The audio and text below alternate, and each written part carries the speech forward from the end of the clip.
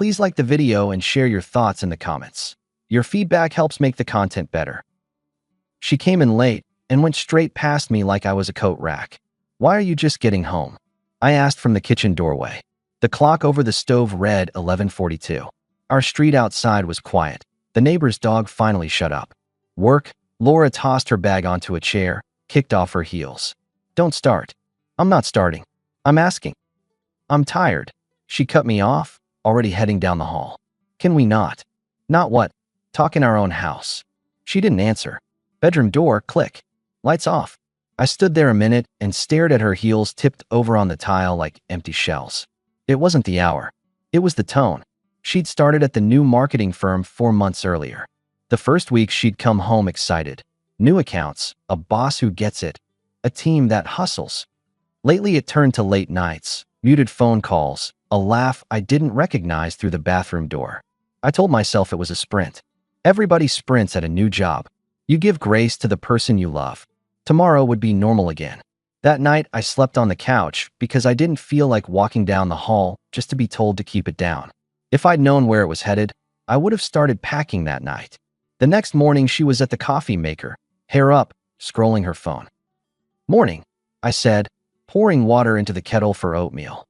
I had an early job site meeting. She didn't look up. "Morning. Last night was a choice." I said I was tired, Mike. I reached for a bowl. Tired doesn't explain rude. She gave me a half smile that wasn't a smile. "Okay, Dad." "Try again. I'm on a deadline," she said, tapping the screen like it offended her. "We're pitching a telecom. Everything's on fire." "I get deadlines," I said. "What I don't get is being dismissed in my kitchen." "Then don't ask questions you already know the answers to." I set the bowl down. "We're not doing this." "Doing what?" "The part where you come at me like I'm the problem." I asked a normal question. She finally looked up, face flat. "Can I just have a quiet morning?" "You can have a respectful one." She huffed air, grabbed her bag. "I'm late." "Laura." She paused at the door. "I'm not your enemy," I said. "I'm your husband. Treat me like it." "Noted." Door shut. The spoon in my hand felt heavier than it should have. I took my oatmeal to go and drove to my meeting in silence, chewing through the thought that we'd kept our promises through worse stuff than tight schedules. This felt different, and I didn't like that I could tell. By lunchtime, I'd made a decision. I wasn't going to chase her for attention like some guy on a date app. She wanted space. She'd get it. Clearly, cleanly, with rules. I texted her. I wrote, "I'll be running a later shift this week. Gym after work, then the garage project. Reheat what you want. We'll sync calendars Sunday." 2 minutes later. "Cool." No heart emoji, no thanks. "Cool. All right then." I ordered an extra set of containers and moved my dinners into them. I took my laptop into the spare room and set up a small desk. That night, when she came home at 10:30, I was in the garage sanding an oak slab. She opened the side door, peered in like I was a service tech. "You're doing a table now?" she asked. "Bench," I answered, not looking up. "For who?" "For me." She hesitated. "Okay, nice." She closed the door. I smiled at the wood dust. "If you won't be home, I'll learn to like being here without you." The week went like that. I kept my routines, but I detached the old ones that assumed she'd be there. No more waiting with dinner. No more hovering to check when she'd be free. Sunday morning, I sat with my calendar open on the dining table. She drifted in with a mug.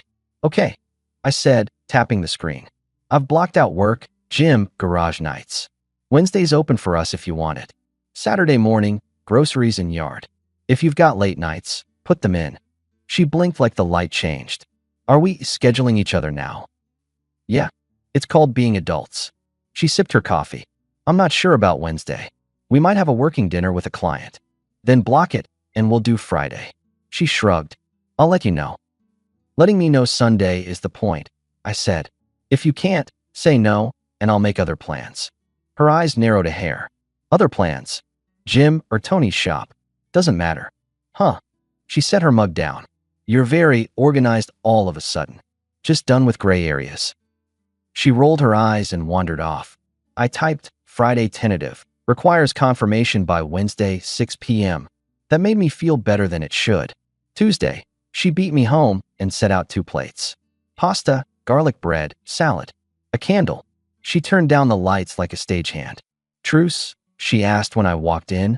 biting her lip a little, which used to knock me sideways. "What's this?" I asked, hanging my keys. "Peace offering." I was snappy. "I know." She nudged my shoulder with a plate. "Sit. Eat." It smelled good. She poured water, tossed me a napkin, and for the first time in weeks, she asked about my day and actually listened. We ate and laughed about the time our neighbor backed her minivan into her own mailbox. She touched my arm once, twice. Old muscle memory tugged at me. After, she washed dishes while I dried. "Wednesday," she said, eyes on the sink. "I can do Wednesday. Maybe tacos." "Works." She reached up and smoothed my collar like I was headed to prom. "You look tired." Comes with living with a ghost who raids the pantry and disappears. "Don't." She winced, then tried to smile. "I miss you too." I wanted to believe that. I said nothing and put the plates away. Little did I know that peace offering was a pit stop, not a change of route. Wednesday afternoon, she texted, "Sorry, client dinner." "Rain check." I called. She didn't pick up. Texted back, "Got it. I'm going to Tony's. Don't wait up." Tony runs a neighborhood auto shop. We grew up together in Newark, then we both moved south. He's one of those guys who talks with his hands and tells the truth even when it dents your pride. When I walked in, he waved a wrench. "Finally off the grid?" "Client dinner," I said, climbing onto a stool. The radio murmured about baseball. "I'm making myself scarce." "You too good?" he asked, not looking up, which is his way of looking right at you. "We're on a schedule." He snorted. Said nobody in love ever. "She's on a sprint at work," I said. "I get it. I'm not trying to box her in." "No box," he said, tightening a belt. "Just a line." "You drew one yet?" "I'm starting with a pencil." "Use pen." I stayed till 10, reorganizing his parts bin while he closed invoices. On the drive home, I passed a wine bar Laura likes. Through the window, I saw a table of sharp suits and sharper smiles. A man leaned in too close to a woman's ear. I looked away. Not helpful. I slept in the spare room and upgraded the bedding the next day. If we're roommates, I'll make the room worth it. The next 2 weeks turned into a pattern. She'd breeze in late, toss a quick story about client, deadline, team, then vanish into a long shower with her phone chiming on the sink. When I asked for clarity, I got jokes. "Is there a point?" she'd say. "Yeah." Me being in the loop. She'd laugh. "You love loops." I kept setting boundaries like speed bumps. Friday dinners required confirmation by Wednesday. Sunday calendar check-in, mandatory. I moved some of our automatic bill pays to separate accounts and printed a simple budget split for groceries, utilities, mortgage. I left it on the table with a pen. She looked at it that night. "What is this?" "Clarity." "You're invoicing me now?" "We're both adults with jobs," I said. "This keeps things clean." So romantic. So respectful. I met her stare. "If you're not here, that's fine. But I'm not funding mystery." She rolled her eyes, then signed. "Happy?" "Not particularly, but sure." 2 days later, she texted at 5:30 p.m. "Crazy week. Let's do a date night next Friday." The firm's corporate party then. Free food. Band, open bar. Dress nice. I stared at the message a second longer than I meant to. Me at her work thing? After months of distance? That was either a white flag or bait. I called. "You're inviting me to your corporate party?" I asked. She sounded casual. "Yeah. Come meet my team. It'll be fun." "Thought you were busy." "I am," she said. "Which is why I want you there." "All right," I said. "Friday. I'll be your +1. A part of me relaxed. The other part told me to keep my shoes on. That week she was suddenly available. Monday she brought home takeout and asked about my mother's physical therapy. Tuesday she texted mid-afternoon, "Thinking of you." Wednesday she came home before sunset and asked to watch a game together. She tucked her feet under my leg on the couch like old times. I felt the warmth and recognized it for what it was. Not love, leverage. Still, I let the couch be a couch. I answered her questions. I didn't interrogate the schedule. I also didn't forget the rules. Thursday night, I told her I'd be at Tony's late. She asked if I could skip it. I said no. "Why not?" she asked, following me to the door. "Because my time is mine," I said, grabbing my keys. "And I keep my calendar." She leaned against the doorframe. "You're different lately." "I'm just me with boundaries." "Lucky me," she muttered. "Luck's relative," I said, and left it there. Friday came. I put on a navy sport coat, dark jeans, boots that make me 6 foot even. Laura stepped out of the bedroom in a black dress that said she knew exactly how to draw a room's attention and was fine cashing that check. She smelled like citrus and cold linen. "You look good," I said. No joke, no wink. Fact. She smiled like she'd earned a point. "So do you?" We drove to a hotel downtown where the firm had booked a ballroom. On the way, she ran through names. "That's Ally from media buying, total sweetheart. Tom in creative. He's harmless. He just talks too much. And Mark. He's our VP, the one I told you about, the builder. He's great." "You never told me his name," I said. "Well, there it is. Mark Bennett. Be nice." "I'm nice until I'm not." She laughed as if I'd made a joke. We walked through revolving doors into noise and light. A band was playing something that sounded like motion. People clustered near a bar and around high-top tables. Work laughter a shade higher than real laughter. We handed over our coats, and she slid her arm through mine. "Okay," she said, leaning in. Her hair brushed my cheek. "One tiny thing." "What tiny thing?" I kept my voice level. She was smiling, but her eyes had calculation in them. "I forgot to mention, nobody at work knows I'm married." "Come again." "It's just easier," she whispered fast, breath deliberate. "You know how it is in marketing, young culture, long hours. I didn't want to deal with all the gossip, the questions, so tonight, just go along. You're my friend. Please." I looked at her. I could hear the band, glasses, someone laughing too big across the room. In the corner of my eye, a door opened, and a man stepped out with a couple associates, scanning the room. Laura kissed my cheek like a stage cue. "You want me to pretend I'm not your husband?" I said. "It's temporary," she murmured. "Don't make it weird." Too late. Before I could finish the sentence, he walked up, late 40s, confident, expensive watch that wasn't a brand you say out loud. He put an arm around Laura like familiarity and smiled. "There you are," he said. "I've been hunting you down. You look incredible." "You too," she answered, voice a notch higher than it ever was at home. "Mark, this is..." His eyes came to me. "And you are..." I watched Laura's face. For the first time in months, panic flashed. She hadn't planned for the two worlds to collide this fast. She thought she'd maneuver me around the room like a prop, then slide me out invisible. Instead, her boss asked me who I was while his arms sat around her like a claim. "Pod play?" she hissed under her breath. Not a word, but a plea. "Just play along." I said at full volume, so the music had to make room. "That won't be necessary." Mark blinked, reading the air. I looked at Laura. "From this moment on," I said, even, clear, "you're not married." Her mouth opened. No sound. Mark's hand dropped away from her shoulder as if it remembered it had a wrist. "Hold on," he said to both of us, voice calm in the way of a man who's had to put out fires in conference rooms. "What's going on?" I didn't raise my voice. I just shifted my weight and met his eyes. "I'm her husband. She told me, just now, that no one here knows that. She asked me to pretend to be her friend. I'm not pretending." Mark looked from me to her, understanding not catching up as much as landing hard. Laura reached for my arm. "Mike." I stepped back. "No. A word can be a wall." I turned and walked toward the exit. No dramatics, no looking around for reactions. Coats, doors, sidewalk. The night air hit cleaner than any cologne. "Sir, hey." A voice called behind me.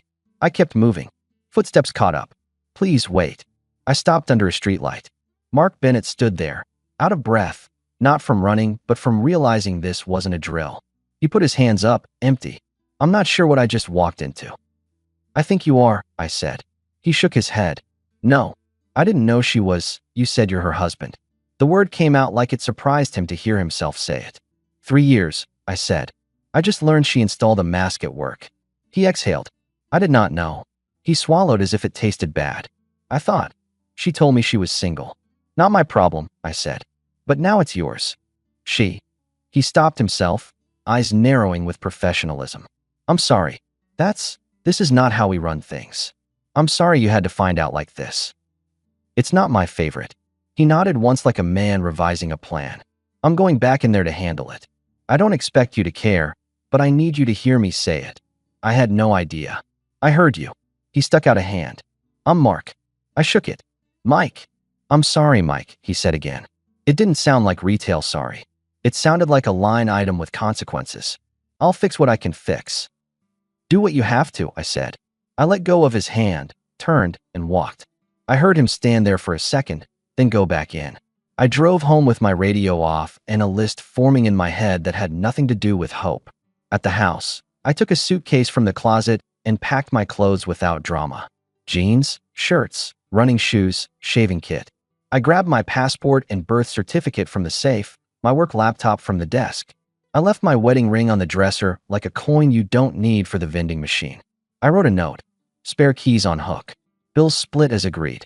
Don't contact me tonight. I put it on the table next to the budget sheet she'd mocked. Then I locked up and drove to Tony's place. He opened the door in a t-shirt, holding a dish towel like he'd been cooking. You look like a man who just saw the ocean flip upside down. Close, I said, brushing past him. You got a spare bed? For you? Always. He pointed down the hall. What happened? I went to Laura's corporate party, I said, setting my bag by the couch. She told me as we were walking in that nobody there knew she was married. Asked me to play along. Tony didn't speak. He just stared. Her boss came over and had his arm around her. I continued. Introduced himself. Asked who I was. I told him I'm her husband, and that from this moment she isn't. Tony whistled low. You didn't. I did. What did he do? Chased me outside. Said he didn't know. Apologized. Said he'd fix it. Fix it how? Not my department, I said. I rubbed my forehead once and dropped my hand. I packed a bag. I'm staying here. He nodded like the dentist confirming a tooth had to go. Good. You want a beer or a sandwich? Water, I said. And a favor. Name it.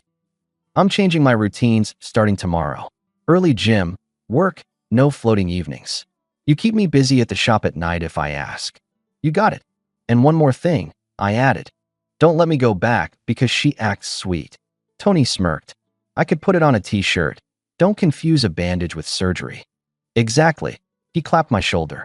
Room's ready. Sheets are clean. You can use the second drawer in the bathroom. Tomorrow we go get a couple bins and clear your gear out, yeah? Give me 48 hours, I said. I'll decide how much to remove. He nodded. Fair. I slept, not well, but honest. Morning came with a pale window and the smell of coffee. Tony handed me a mug and didn't ask questions. At work, I kept my head down and did my job, which is spinning plates and not letting clients see the wobble. My phone stayed quiet. By noon, silence turned into a thing with a weight. At 2:13 p.m. it rang. Laura. I let it go to voicemail. It rang again. Then a text. Please pick up. Please. I stepped outside to the alley behind the building and answered. Her voice came in rushed. Mike, please. I'm begging you, please don't hang up.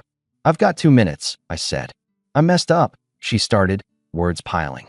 I know I did. Last night. Look, Mark wasn't supposed to be there. He never goes to those parties. I thought it was just teams. I was going to tell you.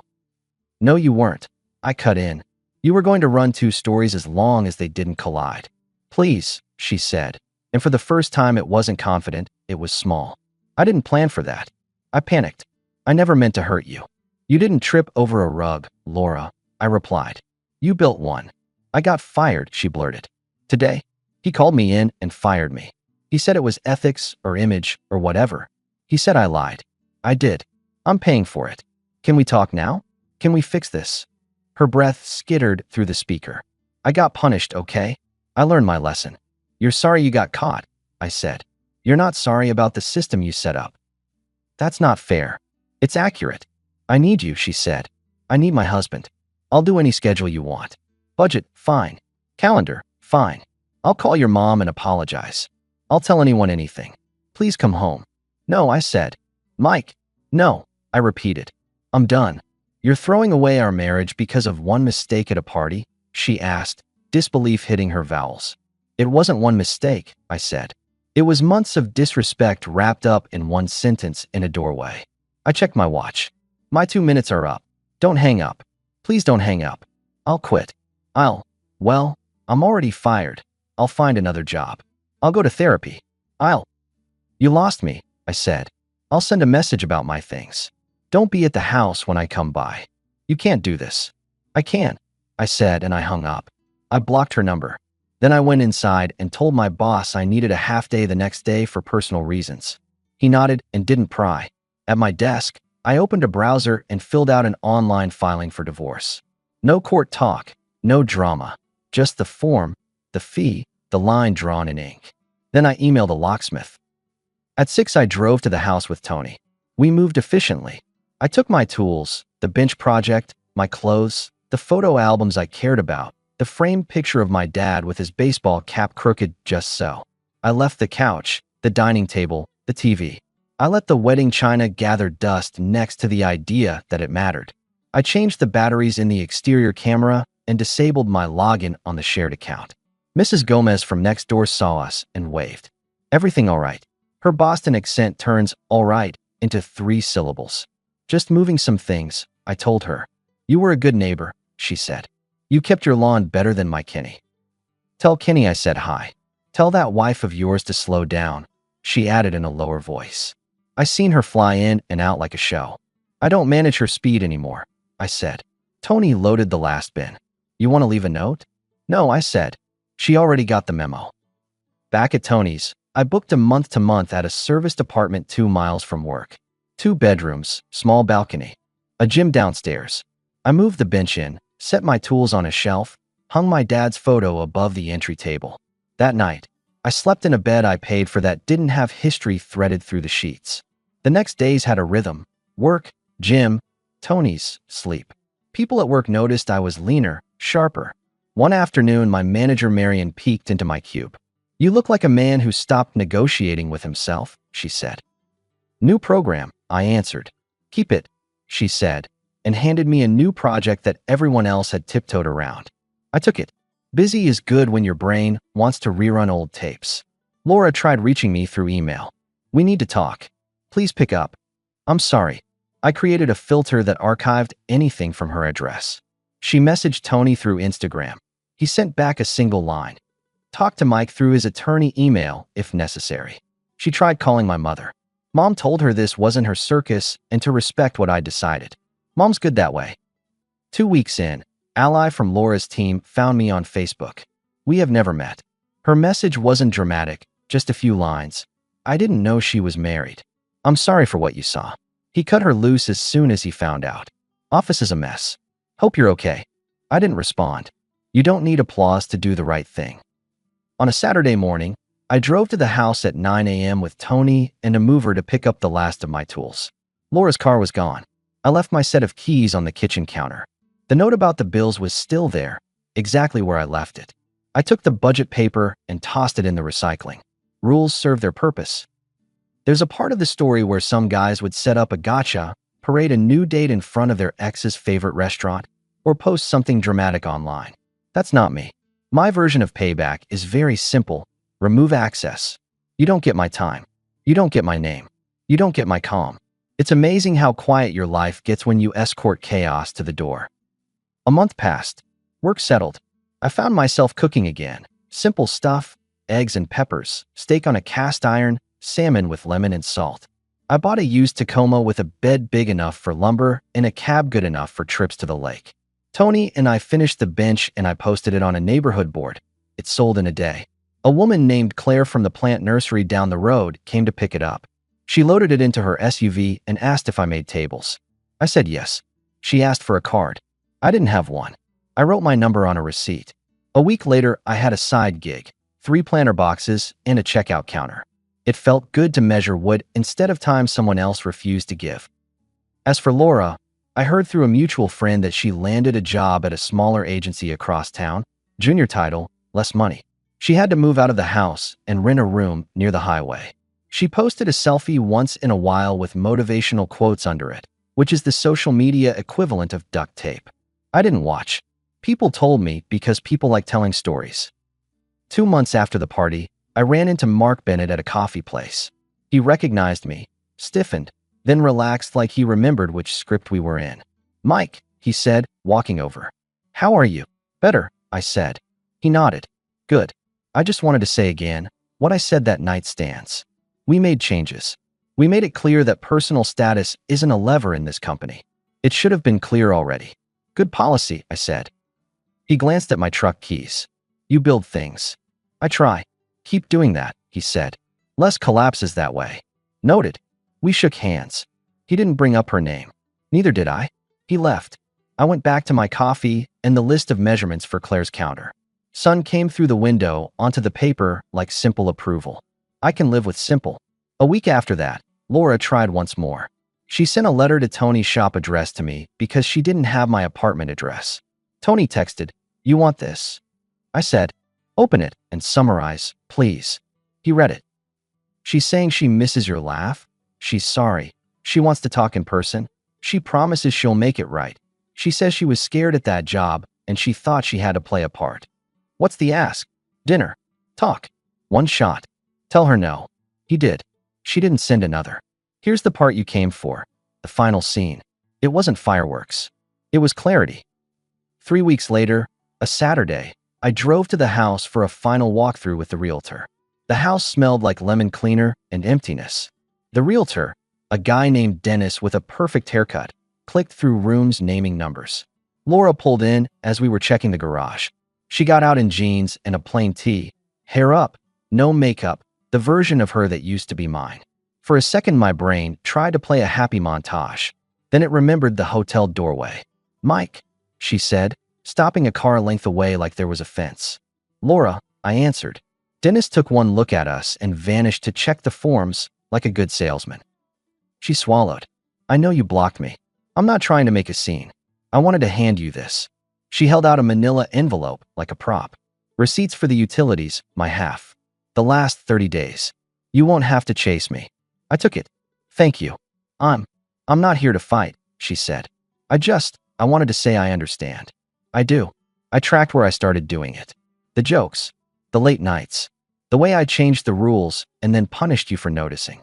I know I did that." "You did," I said. "And I'm sorry," she said. "I know you don't owe me forgiveness." "I don't," I said. "And it's not a bill I'm paying." She nodded slowly like the ground under her had shifted and refused to shift back. "I lost a lot." "You lost respect," I said. "And with me, that's the whole account." "I know." She looked around the garage, at the hooks on the wall where my tools had hung. "You always put things back," she said, like it was a memory she wanted to keep. "Yeah." She looked back at me. "Is there anything I can do to?" "No," I said. "There's nothing to do." She exhaled through her nose. "Okay." I picked up the envelope.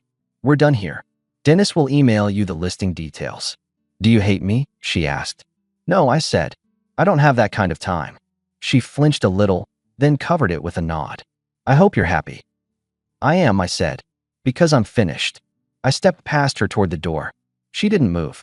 "Mike," she said, "last try." I paused. "Do you really think I was going to leave you for him?" she asked, voice barely above a whisper. "I think you kept the door open," I said. "I closed it for you." She didn't answer. I walked through the front door and into the sun.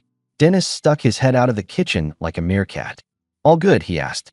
"All done," I said. "List it Monday." "List it Monday." He grinned. "Let's get you top of market. Let's just get me gone." We shook hands. I got in my truck and drove. At the stoplight, I checked my mirrors. No ghosts followed me. Epilogue. Fine. I moved from the serviced apartment into a small bungalow down the street from the lake.